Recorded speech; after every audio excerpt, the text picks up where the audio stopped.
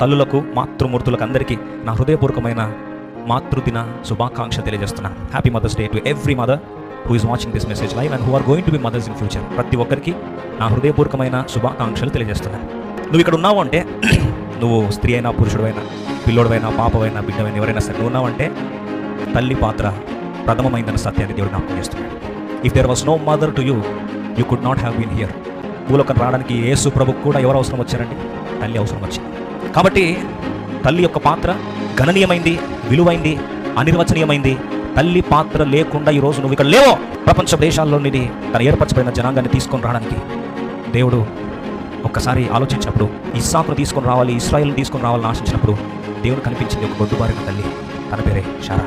ఈరోజు ప్రపంచ దేశాలకు ఆశీర్వాదంగా ఇశ్రాయేల్ ప్రజల్ని తీసుకొని రావడానికి ఒక బిడ్డని ఏర్పాటు చేసుకోవడానికి ఇష్టపడినప్పుడు అలనాడు దేవుడు ఏర్పాటు చేసుకున్న తల్లి పేరు రెబెకా. కరువులో నుండి ఇశ్రాయేల్ ప్రజల్ని కాపాడడానికి ఏర్పాటు చేసుకున్న యోసేపుని కనడానికి కొరకు ఏర్పాటు చేసింది ఎవరు తెలుసా? రాహేల్ తల్లిని. బానిసత్తులో మగ్గిపోతున్న ఇశ్రాయేల్ ప్రజల్ని విడిపించడానికి ఒక మహాసైన్యంగా నాయకుని బయటకు తీసుకొని రావడానికి ఆ రోజు ప్రాముఖ్యమైన పాత్ర పోషించింది మోషే అనుకుంటే పొరపాటు. ఆ మోషేని పరిచయం చేసిన కనిపించిన యొక్క వ్యక్తి పాత్ర.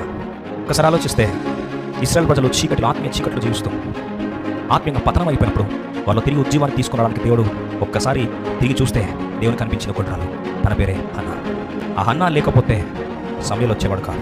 ఈ మానవాళిని రక్షించడానికై తన సొంత కుమారుని లోకాన్ని పంపించడానికి ఏ సాధనం దొరికితే బాగుందని ఆలోచిస్తున్నప్పుడు అలనాడు దేవుడు ఏర్పాటు చేసుకున్న తండ్రి, తన పాత్రే, తన పేరే మరియమ్మ. ఏ సోదరి సోదరా, నువ్వు యునేకు లేకపోతే తిమోతి లేడు, తిమోతి లేకపోతే ఎఫెసు సంఘం భవిష్యత్తు లేదు. ఈరోజు మన కళ్ళ ముందు ఇంత ప్రపంచం కనిపిస్తుందంటే కనిపించని తెర వెనకల తల్లులు ఎందరో. ఆ తల్లి పాత్ర కనుక ఒకవేళ నువ్వు మర్చిపోతే, ఒకవేళ చిన్నదేలే అని అనుకుంటే దయచేసి మరొకసారి జ్ఞాపకం చేస్తున్నా ఈ వాక్యం నీ కొరకే.